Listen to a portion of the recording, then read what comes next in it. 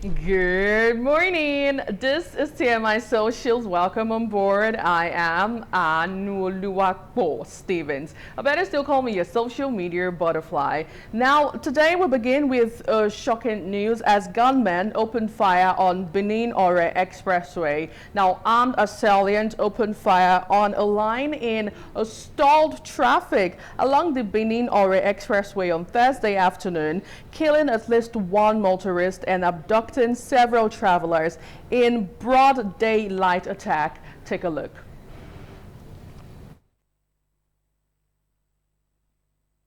I'm a kidnapper for broad daylight. Kidnapper, they're not just a shushu thing here. See, they don't even keep person for themselves. We don't know who they key. Now they hear they see gun. We don't know who they key. They don't keep person for ground. See, that truck so they hold and stand. Everybody they watch, oh, they didn't carry anything from here. See,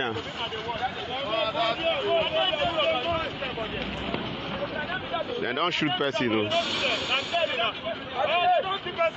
They don't keep person. They don't know for that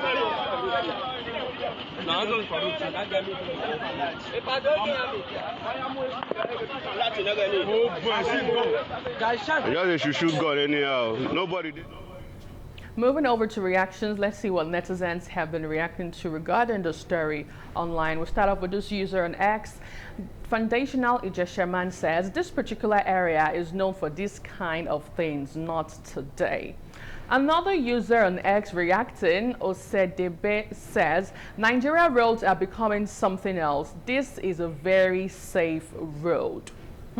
Well, still on the story, another user wrote on X, insecurity didn't start with Tinubu and it won't magically end overnight. He met a broken system built over decades. At least now, security funding is up, coordination is improving, and operations are ongoing. Judge leadership by actions and trajectory, not by inherited problem. Now, finally on the story, this user says, with another different opinion as regarding this one wrote, the security situation in Nigeria remains a heartbreaking national tragedy. Despite billions upon billions poured into defense and policing year after year, citizens are still being slaughtered and kidnapped in broad daylight on major highways.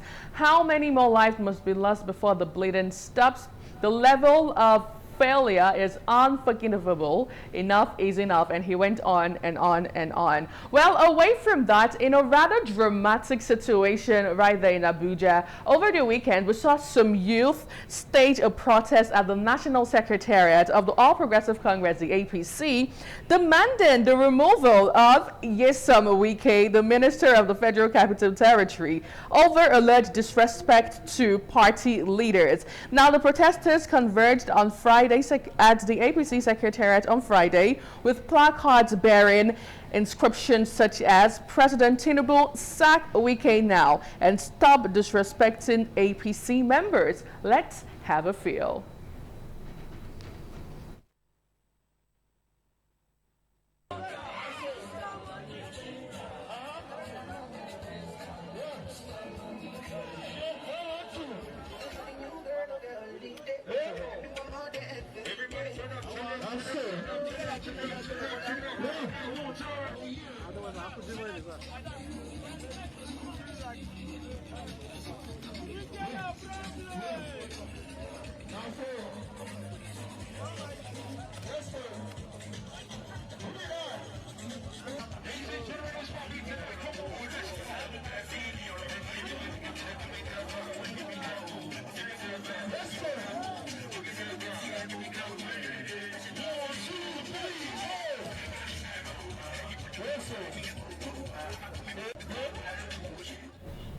Hashtag sack Wike now. Do you think this would ever scale through? Well, let's see how you took this online. This user wrote on X, We know this is a sponsored Tinubu, and Tinubu will not dare, okay, even if I do not like Wike's method of politicking, it will be suicidal for Tinubu to sack him. That's Dami on X. Another user still reacting to this one says, this is a strong and clear show of public pressure. The youth protesting at the APC headquarters and demanding that President Tinubu sack Wike over alleged disrespect shows how serious the internal party crisis has become.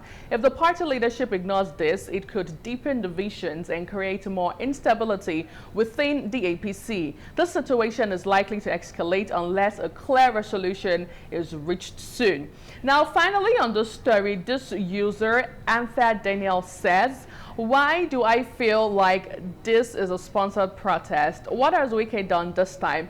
We all know the sponsors, right? Laugh out loud, not pointing fingers, though. Well, still staying with Wike, in a rather interesting old video, an old video of Wike has resurfaced again, where in a rare admission of political vulnerability, the Minister of the FCT, Nyesom Wike, has characterized the All Progressive Congress as a significant threat to his long-standing control over Rivers State. Let's take a look. I have a problem in the world PDP. You know why?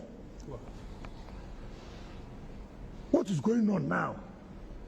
I've never seen the level of empowerment of any state than Rivers State in terms of political appointment.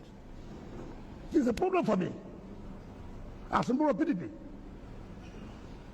Since the history of Rivers State, be it military or civilian, we have never had that kind of political appointments at the federal level. Never. So it's a threat. Listen, even when you are preaching, the people will ask you, what are you preaching? See. How did you take this online? We'll move over to see what you have been saying on the social media streets.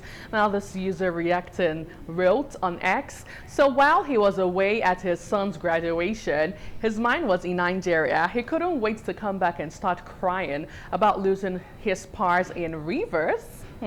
Another user, Yusuf, says, when you set your house on fire thinking it's the enemy's house, and he is laughing. Now, finally, this user, Big Sammy on Instagram, wrote, Fubara is now getting very strong and healthy. If you know, you know. Away from that, hashtag Kano State still trending on the social media street, as after weeks of speculation, Governor Abba Yusuf of Kano State yesterday, over the weekend, finally terminated his membership of the new Nigeria People's Party, the NNPP, in the best interest of the people in the state. Now, he pulled out of the party with 8 members of the House of Representatives, 21 of the State House of Assembly members, and 44 local government chairmen of Kano State. And of course, Yusuf and his allies are expected to declare for the APC today. We also saw a viral video online trending when the NNPP's flag was taken out of his office, and also reactions from Kwankwasil. Take a look.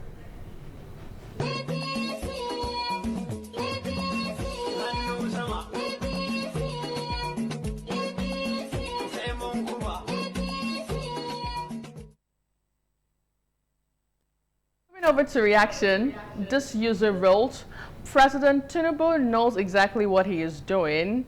His focus is clear and strategic. Winning elections, Abba moves to APC, significantly strengthening Tinubu's chances in Kano. Securing Kano boosts his standing across the north, and winning the north is central to winning the 2027 election. Okay, another user also reacting to this trending story. If we could have another tweet. This one wrote, now former Governor Kwankwasil will be left with no choice but to join the APC very soon, so as to retain his political relevancy in Nigeria. All Progressive Congress is moving forward, taking over all the states in Nigeria, helping to reunite the political landscape of our country and chart a new trajectory for our social, economic, and political activities. While still staying in Kano State, over the weekend we saw the governor of Kano State gives out 600 motorcycles to influencers amid party switch. Now, this distribution was done on Saturday. It actually aimed at helping social media creators and digital influencers cover government projects across Kano's 44 local government area, boosting transparency. How did you take this online? Before we move over to reaction, let's have a look of the video.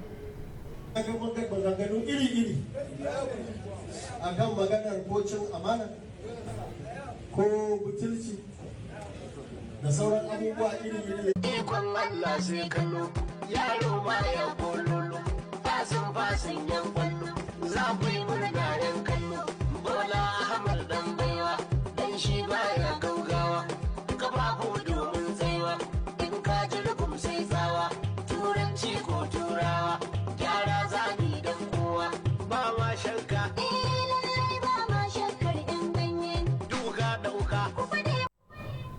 Now, make it make sense what social media creators will be doing with the motorcycles, maybe driving around to get news. But anyway, that's how we wrap up TMI Socials this morning. Big shout out to you for being a part of the show. I am Anuluapo Stevens. And from all of us on This Morning on ITV, Lagos, Abuja, and right here in the Del State, we'll see you again tomorrow. Have a great day.